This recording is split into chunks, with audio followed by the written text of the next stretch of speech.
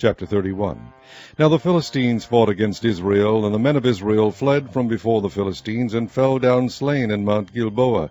And the Philistines followed hard upon Saul and upon his sons.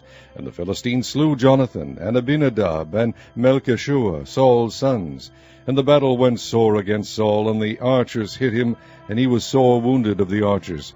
Then said Saul unto his armor-bearer, Draw thy sword, and thrust me through therewith, lest these uncircumcised come and thrust me through, and abuse me. But his armor-bearer would not, for he was sore afraid. Therefore Saul took a sword, and fell upon it. And when his armor-bearer saw that Saul was dead, he fell likewise upon his sword, and died with him. So Saul died, and his 3 sons, and his armor-bearer, and all his men, that same day together.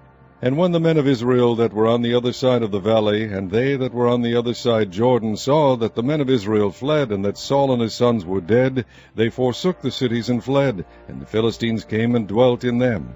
And it came to pass on the morrow, when the Philistines came to strip the slain, that they found Saul and his 3 sons fallen in Mount Gilboa.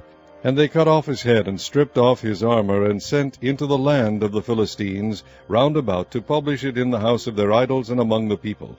And they put his armor in the house of Ashtaroth, and they fastened his body to the wall of Bethshan. And when the inhabitants of Jabesh-Gilead heard of that which the Philistines had done to Saul, all the valiant men arose, and went all night, and took the body of Saul and the bodies of his sons from the wall of Bethshan, and came to Jabesh, and burnt them there. And they took their bones, and buried them under a tree at Jabesh, and fasted 7 days.